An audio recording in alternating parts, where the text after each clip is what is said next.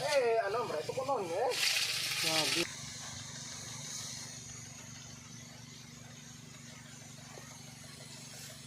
Ano?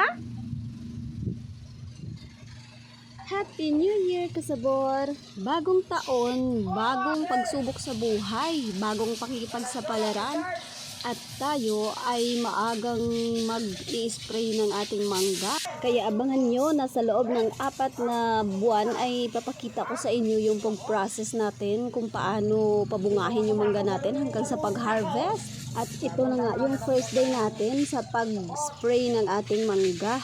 Flowering stage ang tawag dito. Ito ay hindi pa chemical, bale pampabulaklak lang talaga siya. First day ng bulaklak ng mangga. Dito naman ay yung nanggagaling yung kanilang pinag-i-spray, nilalagyan ng solution.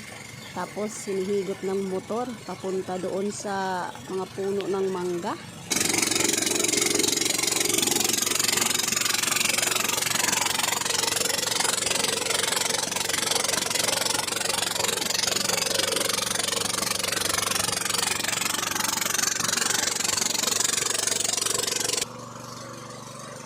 Tatlong hose ang nakakabit sa isang motor, kaya tatlong area din yung kanilang ma-sprayhan hanggang doon sa kabila. Marami-rami na rin silang na-sprayhan dito sa palibot ng barangay namin at sa kabilang barangay na rin. Magkakapamilya, tulong-tulong, sama-sama. At ito naman, yung mangga sa tabi talaga ng bahay namin. Kaya ayan, nakikita talaga natin yung development niya araw-araw. Sa mga dog lovers dyan, huwag po kayong mag-alala kasi ito ay parang naligo lang siya sa ulan kasi hindi naman ito lason or kung ano man o delikado sa hayop. Ano, hombre, ito ko nun, eh. Sabi. Tapos, pinadal sa mara na ko na sinaw. Tapos, yan, nung na.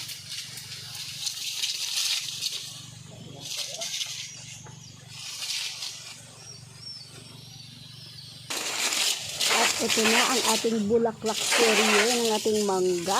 Abangan po ninyo sa susunod namang pag-spray nila. Ang tawag sa kanila ay hugas. Parang huhugasan itong pampabulaklak para maihanda na sa pagsibol ng kanyang blossom.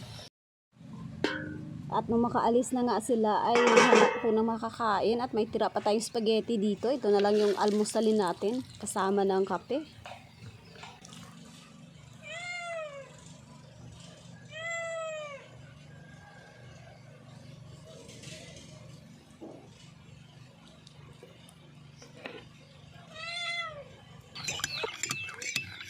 At yan ang ating first day ng mangga serye ngayong 2025. Happy New Year ulit sa lahat. Sana'y pagpalain tayong lahat ngayong taon.